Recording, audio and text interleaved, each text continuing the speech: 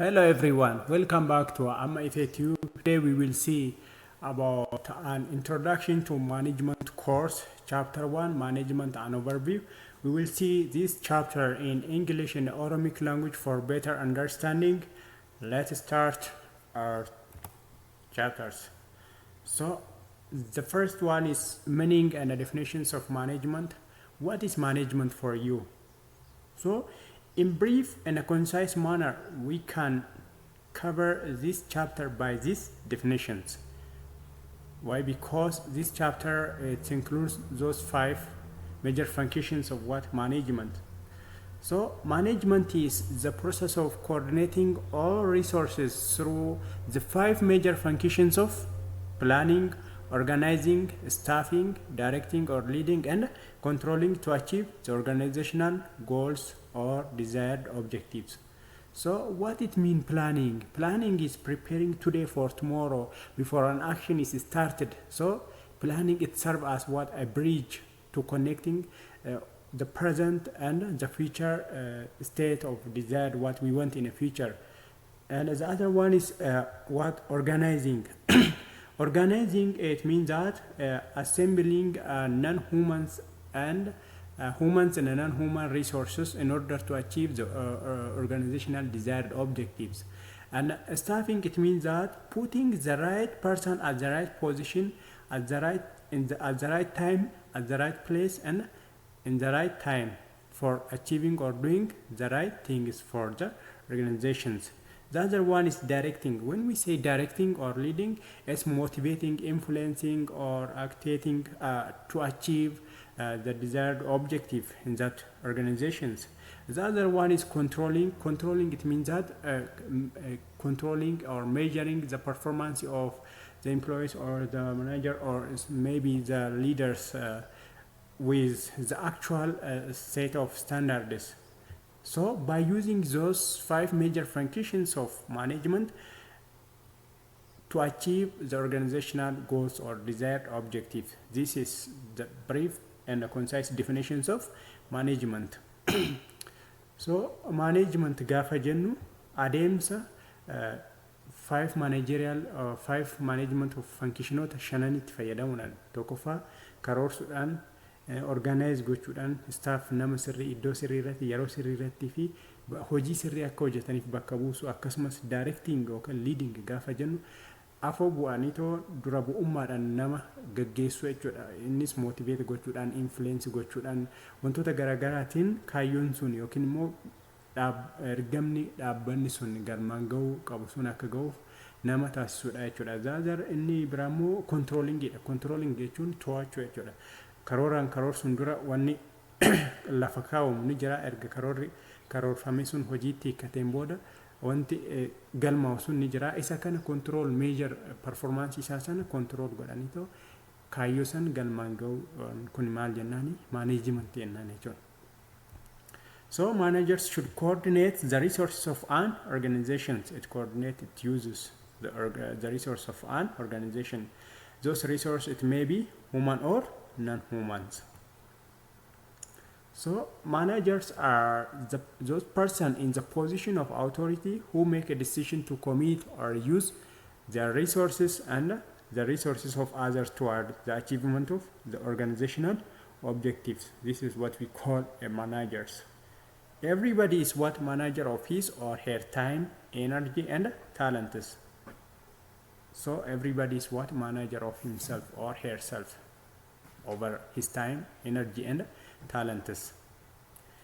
The other issue is what organization. Organization is a group of 2 or more people who brought together or came together to achieve a common stated objectives. So they combined or they formed from 2 or more people. They came together to achieve a common stated objective. That's what we call as an organizations. Egaa manager gaafa jennu namoota qabeenya nama biroo yookaan immoo kan isaanis haa ta'u kaayyoo san galmaan ga'uudhaaf namoonni fayyadaman kun maal jenna manajera jennaan jechuudha. Namni kamiyyuu immoo yeroo isaa irratti humna isaa irratti dandeettii qabu irratti manajera ofii isaati jechuudha. kana seeraan fayyadamuudhaaf yeroo isaa seeraan fayyadamuudhaaf humna isaa seeraan fayyadamuudhaaf dandeettii qabu seeraan fayyadamuudhaaf maaneej godhee too of to'atee too kaayyoo san galmaan ga'uu irratti manaajara ofii isaati jechuudha. Dhaabbata gaafa jennu organizationii dhaabbata jechuun namoota lamaa fi sanii ol walitti dhufanii too kaayyoo tokko galmaan ga'uudhaaf kan ijaaramudha jechuudha. Organization gaafa jennu. The other one is what? Managerial functions. Regardless of the type of the firm and at the organizational level, all managers perform a certain basic functions. Those are 5 managerial functions. This is core in managerial introduction to management. So it independently it have their own chapters. Let's start an overview of those 5 managerial functions. So the first one is planning. Planning is what? Planning is making a decision today about future actions. We make a decision today about the future action, what we can do, how we can do. So that's a bridge. So planning is a bridge, the gap between where we are to where we want to be in a desired future. As an organization, where we are to in terms of advanced technology, in terms of key personnel, in terms of resources, in terms of our staffs, in terms of the branches we have, where we are to, and where we want to be in a desired future, in terms of specialized or advanced technology, in terms of key personnel, in the what we want in an organization, that is a desired future. So it's a bridge that connects between where we are to where we want to be. This is what you call as a planning. So planning is the first managerial function that all managers engaged in because it lays the groundwork for other managerial functions. And so let's brief in Aramaic language. Karoora jechuun har'a irra taaneetoo murtee nuti murteessinudha jechuudha. Gara fuulduraatti wanta nuti hojjennu gara hojiitti kan hiikamu san har'a maal kan goonudha kan murteessinudha jechuudha. Akkasumas plaaningiin kun karoorri kun maalidha? Gaappii yookaan riqicha wal qunnamsiisudha. Har'a bakka irra jirru immoo boru gara fuulduraatti waan ta'uu barbaannu waan karoorsine san hojiitti hiikuu barbaannu kan wal qunnamsiisudha jechuudha. Fakkeenyaaf akka dhaabbataatti har'a namoota key personnel ta'an yookiin immoo taalentii guddaa qaban yookiin immoo advanced technology fayyadamanii dhaabbata san jijjiiruu danda'an hagam qabna eessa jirra isaan tuuliiwwan modern ta'aniin fayyadamuudhaan har'a eessa jirra immoo gara fuulduraatti akkam kana caala ta'uu kan barbaannu san kan itti karoorsinudha jechuudha. Akkasumas karoorri kun maalidha? Beezidha jechuudha. Beezi jechuun ground for kanafan funkshiinoota arfan jiraniif. Fakkeenyaaf yaa fudhannu too fooqii yookaan gamoon tokko inni beeziin isaa maalidha? Groundii jala kan jiru sanidha jechuudha. Groundiin jalaa sun sirriitti yoo kan hojjetamu ta'e fooqichi haga baddaa jirutti haala gaariidhaan kan ejjetuu fi yeroo dheeraadhaaf kan turudha. Jalli isaa kan seeraan hin hojjetamne ta'e taanaan gamichi faayidaa qabeessummaan isaa baay'ee gadi bu'uu fi kufuu kan danda'udha jechuudha. Kanaafuu akkuma san karoorri illee beezidha jechuudha. Isa groundii jalaati kan hin mul'anne garuu isaa ol kan jiru kan dhaabee jirudha jechuudha. So this is maal jennaa kanaan karoora jennaa jechuudha. The other one is organizing. Organizing is concerned with assembling the resources necessary to achieve organization's objectives and establishing an activity authority relationships. So in brief, organizing it means that assembling humans and a non-human resource in order to achieve the organizational objective, or it is a desired objective. This is what we call organizing. So what's the importance of organizing? Organizing promotes collaboration and negotiating among individuals and groups, as it improves the directing and controlling functions of managers. It enables management to effectively control the work and the workers. If we effectively organize what we have in terms of human resource and non-human resource, they can effectively control the work and the workers. So this is the importance of an organizing. So qindeessu jechuun yookiin immoo gurmeessu, faayidaan gurmeessu immoo maalidha? Karaa namaatiin haa ta'u karaa namaan alaatiin meeshaawwan garaagaraa hojii saniif oolan gaafa gurmeessinee bakka tokkotti qabannee jenne so hojichas to'achuuf nu fayyada, namoota hojii san hojjetan to'achuuf illee nu fayyada gaafa organize godhanne gaafa qindeeffanne jechuudha. Kun functionii lammaffaadha jechuudha organizing kan jennu.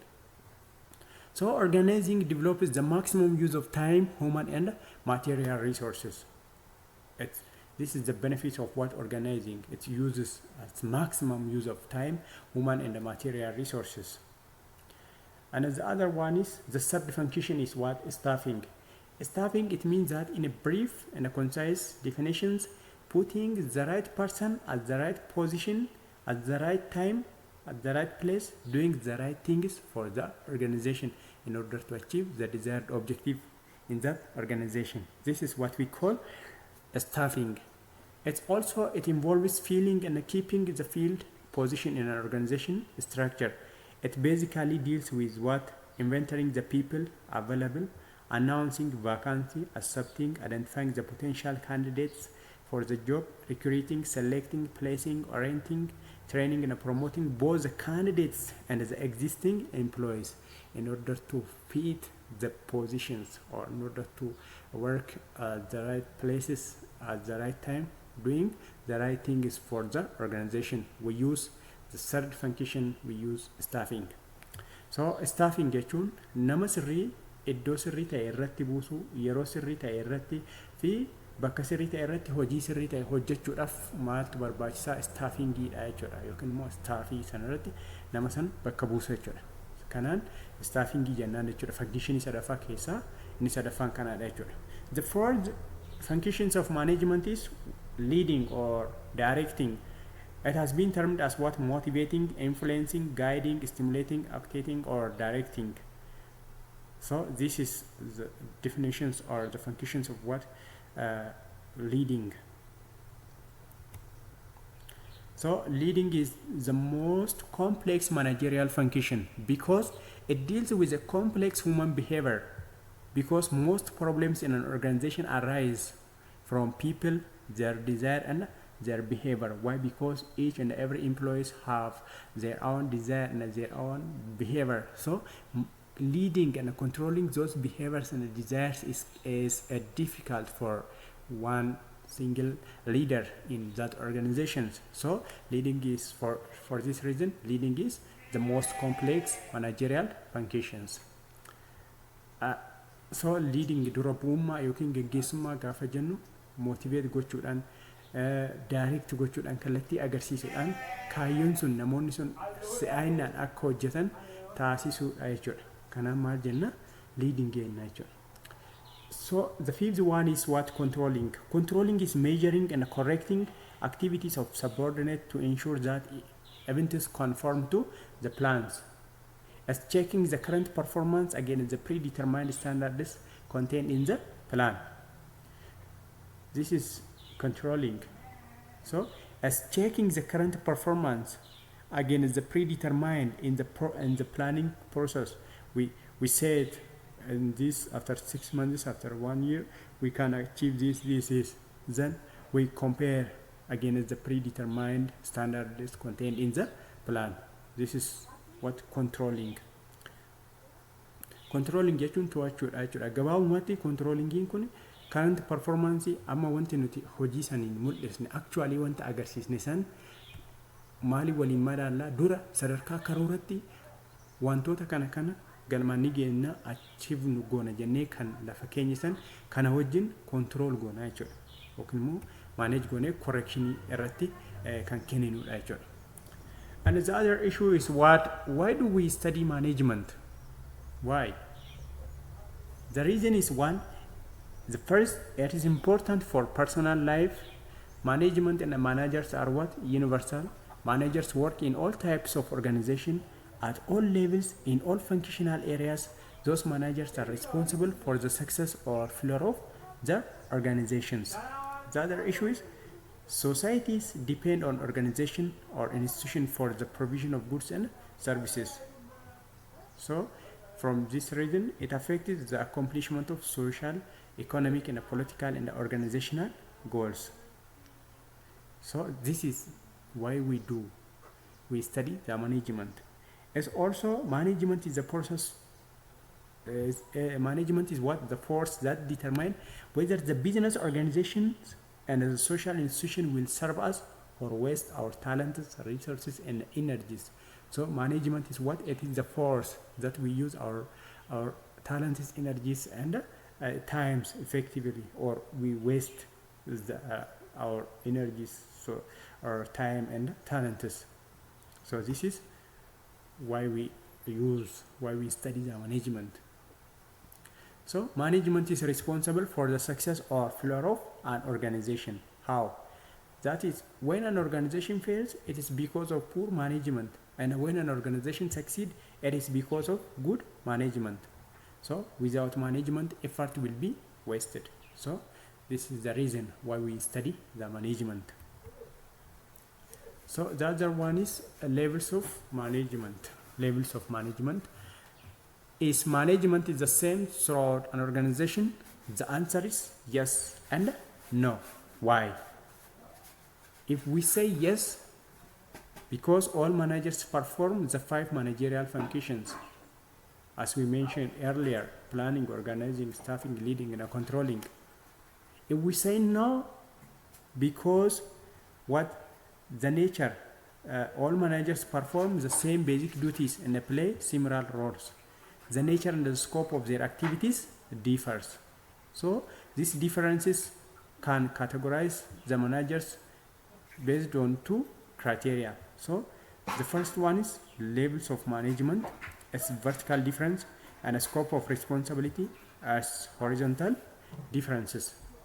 So those differences are the basis for the classifications of managers. What are those differences? It is what? The nature and the scope of their activities differ. So let's start the first one. Types of manager based on the levels of management. That's vertical. The first one is top level managers. The top level managers are managers who are at the top of the organizational hierarchy and are responsible for the entire organization. What we mean entire? The whole organization. It includes the head office. It includes the branches. So the top managers, the top level managers, it control and are responsible for the entire organizations. These top level managers are usually few in number and include a CEO, Chief Executive Officer, or it may be Vice President. Those top level managers are few in numbers because of the nature of the work they perform and because of economic problems. So those are what we call the top level managers. Top level manageroota kan jennu sadarkaa baddaarratti kan argamanidha. Akka Abraham Maslow san diyaagiraamii irratti yookaas top level irra warreen jiran waa'ee dhaabbata sanii murteessuu fi to'achuu kan danda'anidha jechuudha. Isaanis akka Vice President fi CEO kanneen jennu kunniin maalidha? Top level manager jennaan jechuudha. Isaan kunniin immoo lakkoofsaan xiqqaa kan ta'anidha. Sababni isaas sababa hojiin isaan hojjetanii fi immoo economic situation irraa kan ka'edha jechuudha. Mindaan isaanii malee guddaa ta'uu danda'a. Akkasumas immoo dhaabbatichi sun biraanchii baay'ee yookiin immoo bajetii baay'ee qabaachuu irraa kan ka'e namoonni kunniin namoota muraasadha jechuudha. Dhaabbata yookiin dhaabbata tokko keessa kan jiran nama muraasa qofatu argamu jechuudha. So this is what we call a top level managers. Furthermore, on top level managers develop overall structure of the organizations, direct the organization in accordance with environments. They work long hours and spend much of their time in meetings and on telephones. So they spend much of their time on what? On meetings with another organization, or through telecommunication, through telephone communication, or for negotiating something with another organization. They spend much of their time on meeting and on telephone is the characteristics of top level managers. So they provide overall leadership of the organization toward accomplishment of its objective. So top level managers take what credit or blame for the organizational success or failure respectively. top level warroonni beddaarra jiran dhaabbanni tokko kufaatii isaatiif yookiin immoo milkaa'ina isaatiif itti gaafatamummaa kan fudhatanidha jechuudha. Kunniin gahee eenyuti top leveliiti jechuudha. The second one is middle level managers. So the middle level managers, they interpret and implement top management directives and forward messages to and from first line management. They interpret and implement the top management directives to the first line and from two to third. So they receive a broad overall strategies from top managers and translate it into specific objectives and plans for first line managers or operating managers. Those are what the responsibility of middle level managers. Those example academic deans, division heads, plant managers, and army captains are middle level managers. The third one is first level managers or supervisory level managers are those at the operating level or at the last level of management. Their subordinates are what? Non-managers. They are responsible for overseeing and coordinating the work of operating employees. Kuniin first level managers kan jennu maal irratti hojjetu sadarkaa gadi aanutti hojjettoota wajjiniin kan walitti miit godhanidha jechuudha. Production irratti fi service delivery gochuu irratti kan hojjetanidha jechuudha. Performansiin hojjettoonni performansii isaanii akka dabalaniif kan taasisanidha jechuudha. Yookaan immoo trainingiiwwan garaagaraa kan kennanii fi kan jajjabeessanidha jechuudha. Kunniin sadarkaa production fi service irratti kan hojjetanidha jechuudha. So motivate subordinate to change or improve their performance, serve as a bridge between managers and non-managers, spend much of their time in leading and a little in planning. So are in charge of carrying out the day-to-day activities within the various departments to ensure that the short-term goals are met. So those examples of the first level managers: department head, supervisory personnel, sales manager, loan officer, and foreman are and examples of what first level managers. So the next one is the second one is what types of manager based on the scope of their responsibility. This is the way we can classify managers based on the vertical top level vertical and horizontal. The horizontal is based on the scope of responsibility. Qabiyyee responsibility itti gaafatamummaan isaan fudhatan irraa kan ka'e inni lammaffaan kun immoo tokko maalitti bakka lamatti qoodamu functional manager kan jedhanii fi general manager kan jedhamanitti qoodamu jechuudha. So let's start the first one, functional managers. Functional managers are managers who are responsible for a department that perform a single functional task and has employees with a similar training and skills. So especially supervise employees with specialized skills in specific areas of operation such as accounting, payroll, finance, marketing, production, or sales, etc. They are what responsible for only one organizational activity that their responsibility is limited to their specialization or their specification fields only. This is what we call a functional managers. Functional managers kan jennu warroota bakka ittiin leenji'an yookiin immoo bakka ittiin irraan eebbifamaniin qofa hojii san irratti qofa kan hojjetanidha. Fakkeenyaaf accountingidhaan gaafa namni tokko kan eebbifamu ta'ee dhaabbata san keessatti waamuma accountingii sanii wal qabatu qofa irratti gahee san kan argatee too hojii san hojjetudha malee bakka biraatti seenee waan biraa hojjechuu kan hin dandeenyedha jechuudha. Kanaafuu wantuma ittiin ogummaa qabu sanii qofa kan hojjetu kun maal jennaan functional managers jennaan jechuudha. The second one is general managers. The general managers are managers who are responsible for several departments that perform different functions. They are responsible for the entire operation of the organization without being specific. So this person have various skills and they cannot be limited within specific courses or skills. So they control or they work in each and every department. Why? Because they have all-rounded persons. She or he will be responsible for all activities that units such as production, marketing, sales, and finance. A small company may have only one general manager. It is president or executive vice president. but large organizations may have several, each at head of the relatively independent divisions. This is the general managers. The other topic is what managerial roles. What it means roles first. Role is an organized set of behaviors that is associated with a particular office or positions. This managerial roles is categorized by Henry Mintzberg, identified 10 managerial roles, which are in turn grouped into 3 categories. Those are interpersonal, informational, and decisional roles. Let's see those one by one. Interpersonal role gaafa jennu walitti dhufeenya interactionii namoota wajjiniin hariiroo connectionii qabanidha jechuudha. Communication oriented kan ta'e waliin dubbii irratti kan xiyyeeffatudha jechuudha. Under interpersonal roles, this is a communication oriented roles. It includes figurehead roles. Managers perform a symbolic duties of a legal or social nature. The manager is a head of his work unit, be it division and a section or department. So the top level managers represent the company legally and socially to those outside of the organizations.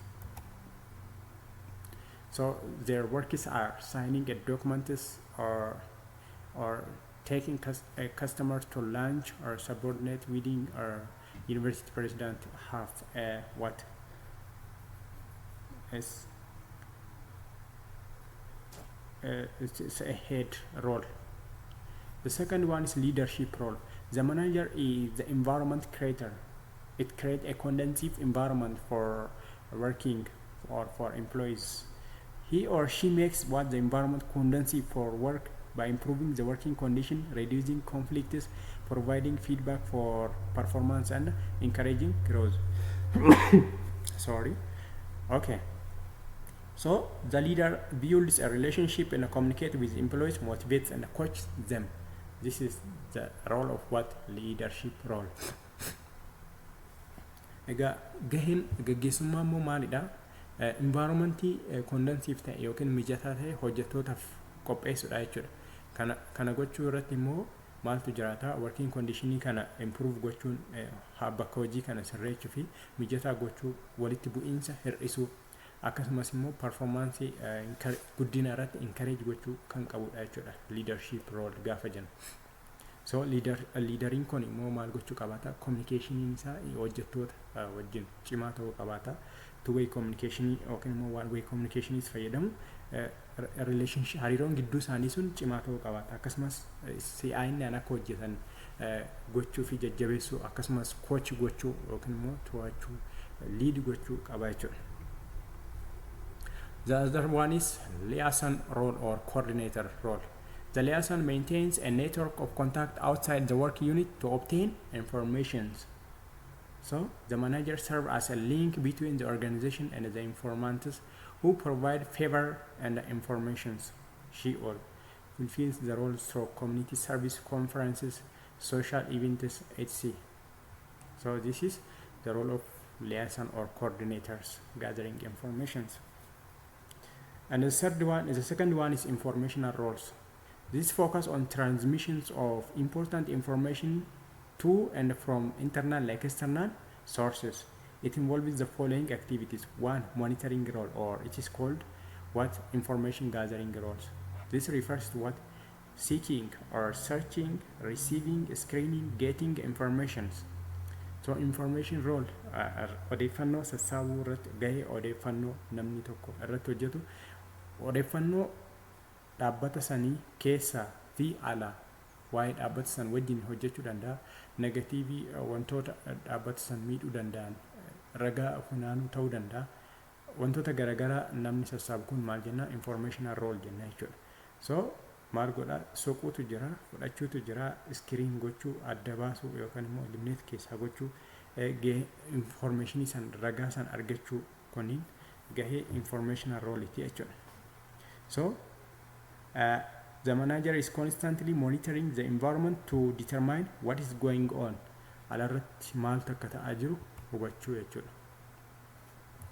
The second one is disseminator role. Disseminator role gaafa jennu after the information has been gathered by monitor role, it has to be disseminated to a superior, subordinate, peers, and other concerned clients. So information in dura guure sun amma eenyutti akka deeman adda baasuudha jechuudha. Disseminate eenyudhaaf raabsina odeeffannoo sana eenyudhaaf kennina. Warroota olaanoo ta'aniif superiorota yookaan immoo subordinate warroota gargaartota ta'aniif immoo hiriyoota keenyaaf immoo warroota biraatiif kennina kan jedhu disseminator roolii kanatu adda baasa jechuudha. Roolii kan garamitti akka deemu. Information arganne kun immoo maalla? Faaktiidha, dhugaadha moo yaada moo interpretationidha moo influenceidha? Wanni arganne kun kan jedhullee asitti kan keessatti adda ba'a jechuudha. So the types of information to be forwarded to members could be, it may be facts, opinions, interpretations, and influences. And the third one is spokesperson or representative role. The spokesperson transmits information about the organization to the outsiders. This is the role of spokesperson. The third one is what? Decisional roles. The decisional roles, again under this there are 3 or 4 roles. So the first one is entrepreneur roles or initiator of change. The manager acting as an entrepreneur recognizes problems and opportunities and initiates action that will move the organization in the desired directions. So the entrepreneur acts as initiator, designer, and encourager of change and innovations. So entrepreneur akka nama hojii uumatti yookiin hojii uumtotaatti yommuu ta'u, manajarri kun maaltu waan addaa design gochuutu jira, innovationiin akka dhufuuf jajjabeessutu jira jechuudha. Wantoonni hojii wanta garaagaraa akka uumamuuf nama taasisuudha jechuudha. The second one is disturbance handler role. A solution-seeking role, the disturbance handler is responsible for taking corrective action when the organization faces important and unexpected difficulties. The third one is a resource allocator role, deciding on allocation the organization physical, financial, and human resources. Resource allocator jechuun nama resourcii organizationii san qabeetoo departmentii jiran hundaafuu resourcii san hunda kan haala qixa ta'een nama raabsuudha jechuudha. So the resource allocator distributes the resources of all the types, including the time, funding, or finance, equipment, and human resources to each department equally or according to their scope or according to their significance. This is the resource allocator role. The other one is the negotiator role, as representing the organization in all important or major negotiations. Managers spend a great deal of their time as negotiators because only they have the information and authority that negotiators require. For instance, negotiation to buy firms, to get credit with the government, with suppliers. So this all can get through negotiation. So the negotiator role is this. And the other topic is what? Managerial skill and their relative importance.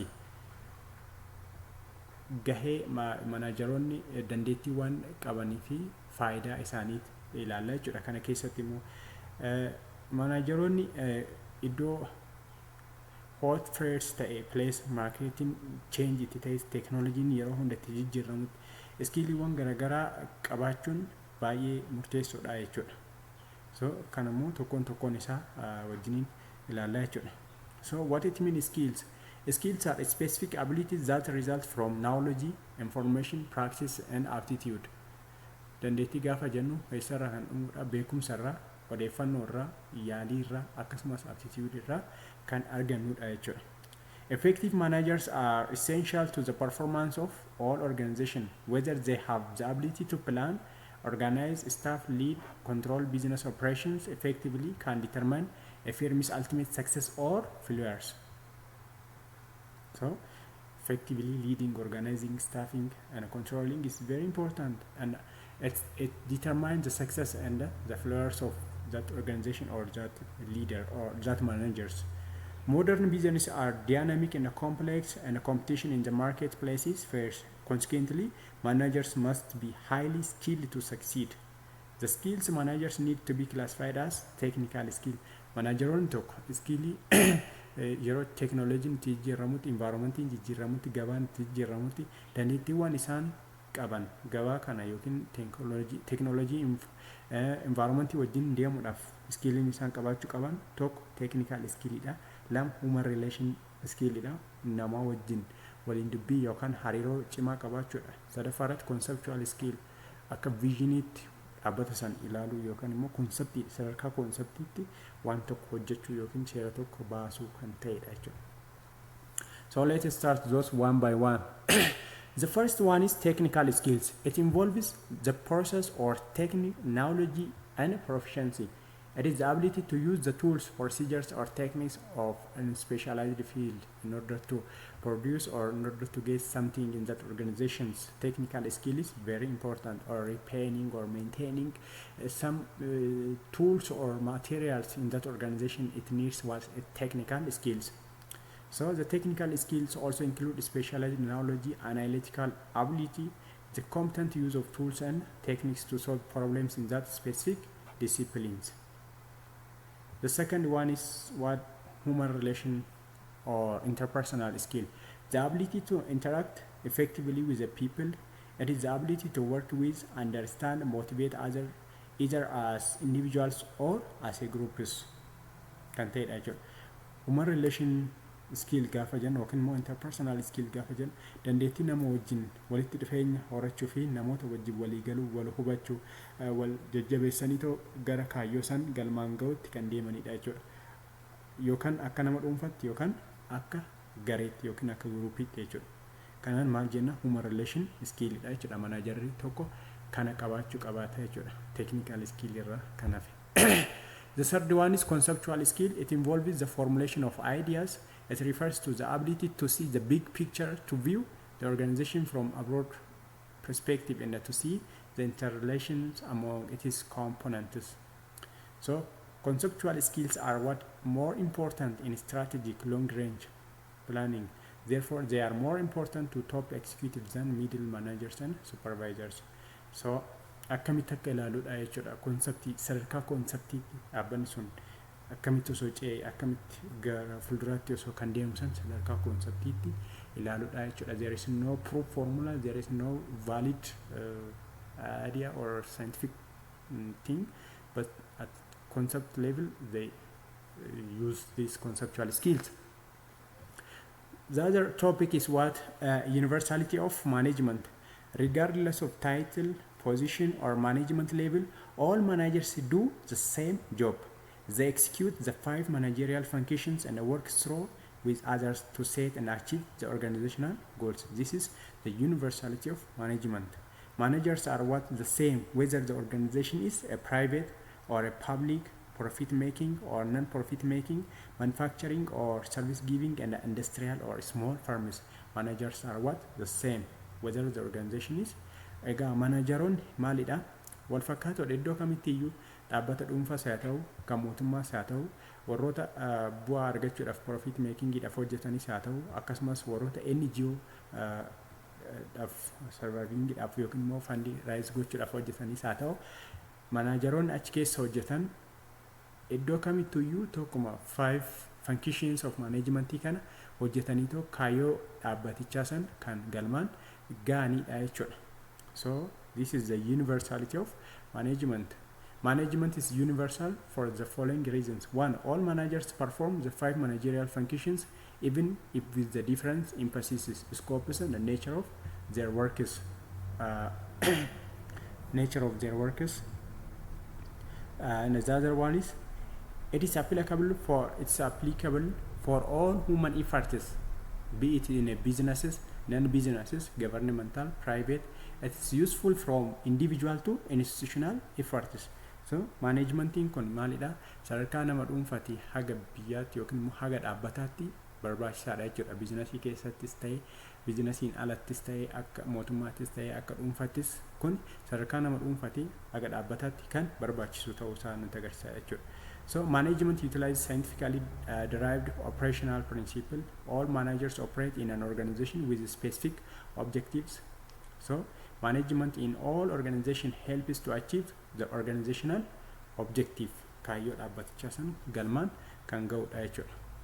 So this all is about an overview of management chapter 1. this is chapter 1 tutorial. Thank you for your attention. Please subscribe my channel if you are interested and if you learn something from this tutorial. Thank you. Waan dhaggeeffataniif galatoma. Boqonnaan tokko kana fakkaata. Kan itti aanu immoo kan wajjiniin ilaallu ta'a. Please video kana like naa godhaa. Akkasumas commentis naa barreessaa isiniin jedha. Guddaa galatoma waan dhaggeeffataniif. Bye bye.